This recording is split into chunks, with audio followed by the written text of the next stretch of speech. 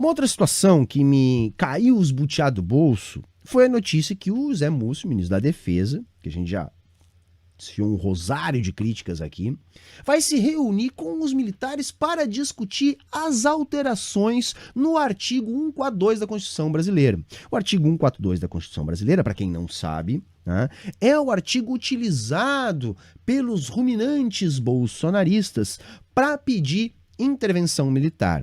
Segundo uma interpretação errada do artigo, os militares seriam o poder moderador da República, cabendo a eles a garantia da lei e da ordem. Por isso que este artigo é frequentemente invocado pelos fascistas golpistas. Então, nos últimos meses, houve a sinalização da intenção do governo Lula de alterar a redação do artigo para eliminar esse tipo de interpretação estúpida.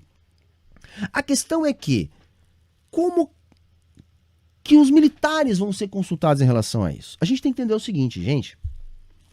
Numa democracia burguesa, via de regra, ou pelo menos em tese, os militares não podem participar desse tipo de negociação.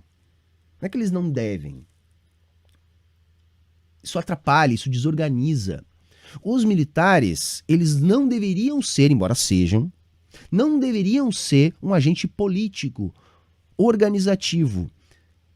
Os militares, eles têm, em tese, que obedecer à hierarquia, onde o comandante das Forças Armadas no Brasil é o presidente da República. Então não cabe aos militares a discussão sobre o artigo da Constituição. Cabe a eles apenas acatar. Então, a política deve definir e os militares devem acatar.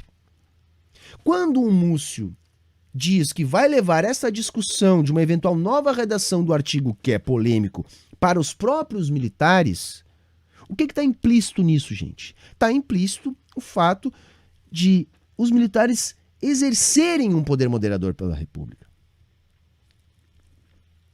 Entendem o que eu estou querendo dizer? Não precisa de artigo nenhum. A partir do momento que para fazer uma alteração na Constituição, no artigo sensível aos militares, a gente procura perguntar para os militares o que eles acham, ou como que deve ficar a redação do artigo, bom, isso já é autoexplicativo. E por que eu gosto de noticiar essas coisas? Para que a gente perceba a farsa da democracia burguesa.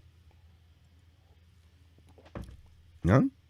Vocês entendem que se existe essa possibilidade sendo aventada, é porque de fato nós não estamos numa democracia.